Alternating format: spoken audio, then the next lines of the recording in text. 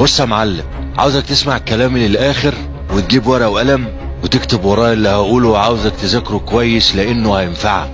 ولو انكرت تبقى جاهل وعاوز تراجع نفسك وتشوف حد يفرمط دماغك ويفهمك ان مصر كبيرة غصب عنك وعصب الدول العربية، بل انها عصب الشرق الاوسط. شئت ام ابيت، شئت ام ابيت. وسيبك من اللي بتشوفه على النت والخلافات وان اقتصادها ضعيف والهري ده. دي ورقة هتتلف وهنحطها بطيبة قلبك وقت ما يتفرض علينا الحرب.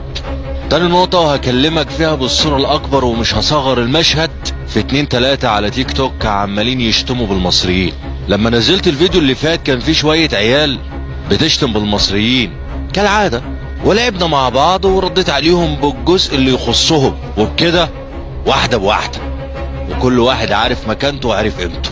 ونقف هنا ونحط نقطة من أول السطر، وهقولك لما تيجي تتكلم عن مكان الدولة بين الدول الكلام هيختلف ونبرة الصوت هتعلى وهتسمع حاجات أول مرة في حياتك هتسمعها. وعاوزك بقى تجادل وهات من هنا وهناك وحاول تشكك واحرق نفسك أكتر وأكتر.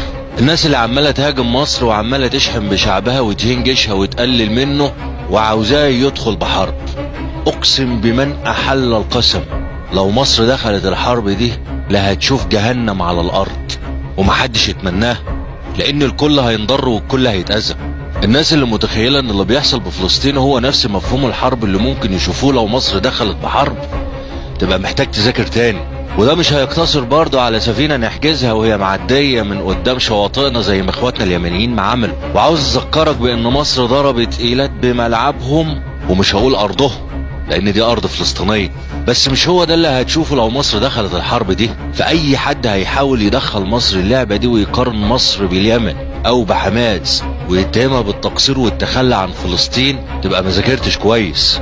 اللي عاوزك تفهمه من الكلمتين دول ان لعب الكبير بيختلف، ووقت ما الكبير ما هيضرب العالم حرفيا هيولع. اللي بيحصل بفلسطين مختلف عن المشهد اللي ممكن تشوفه لو مصر دخلت الحرب دي.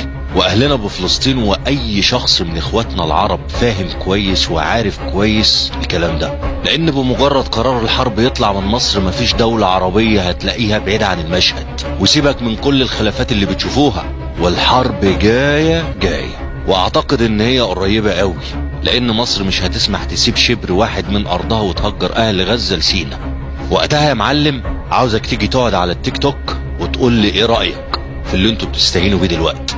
عاوزك تفهم ان قرار الحرب من مصر معناه مصر وكل الدول العربية بلا استثناء، بل ان العالم كله هيكون بالمطحنة دي.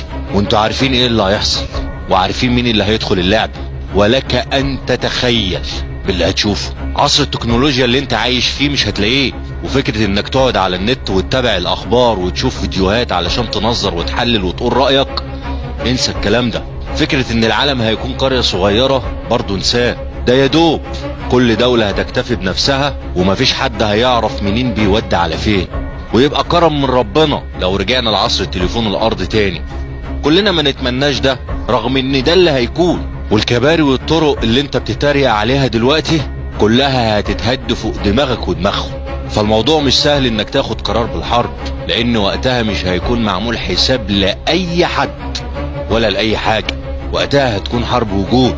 وقتها مش هتلاقي كبير يوقف ضرب النار، ولا هتلاقي كبير يدخل مساعدات، ولا هتلاقي كبير يفتح حدود، لان وقتها الكبير هيكون بمطحنة. فياريت نبطل مزايدات على بعض ونفهم ان